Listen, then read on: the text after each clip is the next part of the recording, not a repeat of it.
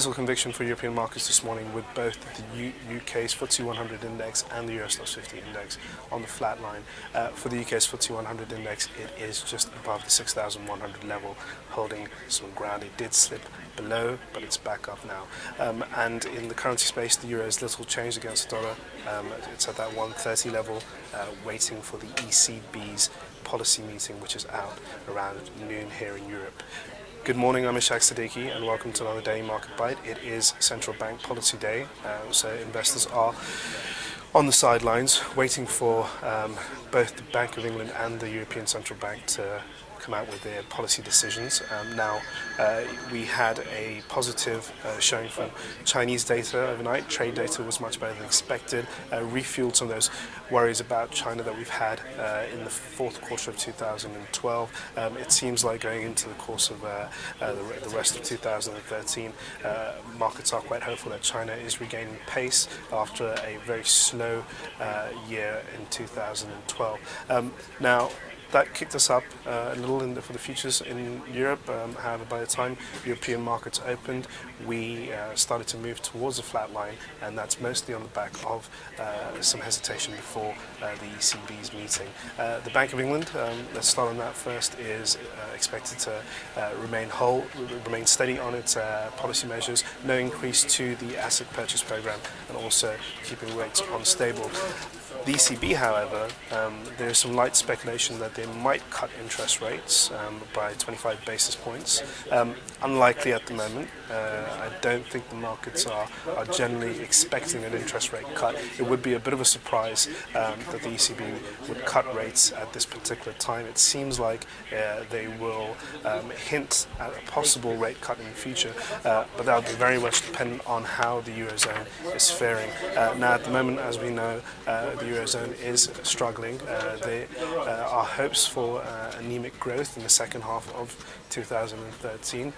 We may get a bit of hint of that from ECB Chief Mario Draghi. He may suggest a more optimistic and dovish tone around Europe's recovery in the latter part of the year. But at the moment right now, it seems like he's going to stay pretty quiet on the rates front, and it's more likely that he's going to stay keep the same rhetoric as he has had over the last few months over Spain requesting a bailout, and how the OMT program, the bond buying program that the ECB launched in September 2012, is ready for action. It's open for business, and it just needs patience to check in.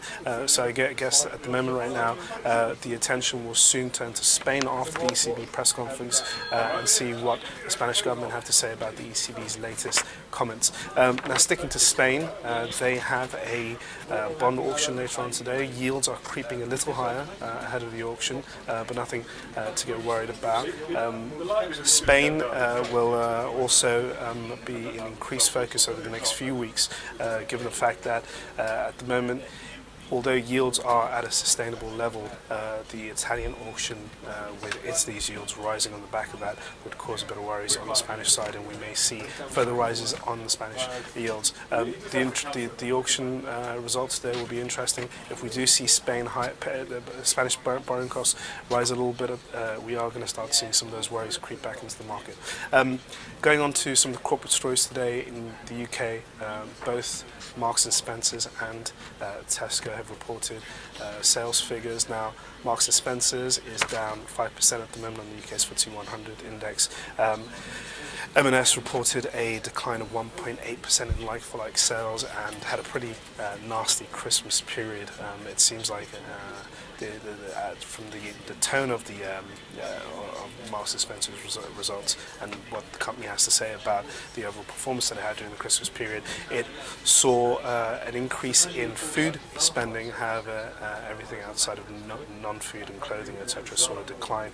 So not a great result for Marks and Spencer, and we are seeing investors take out money on the back of that.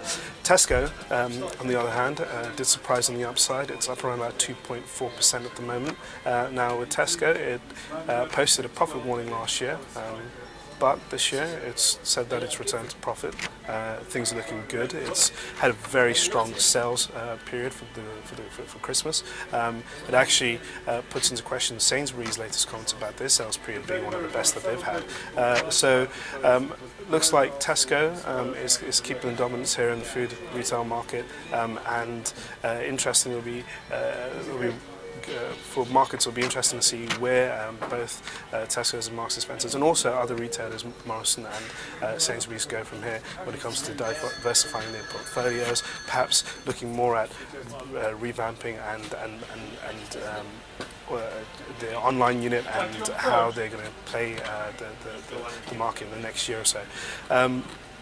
Other than that, we don't have much else going on in Europe. The ECB meeting will be the key one, not much on the data front. And going into the US session, both the Dow and S&P futures are a little bit higher. I think the Dow futures right now, last time I checked, was up about 20 points, and the S&P futures were up around about 2 points.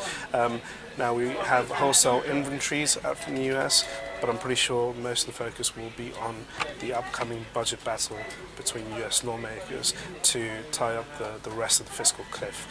Thanks for watching your Daily Market Bite. Tune in tomorrow for another one.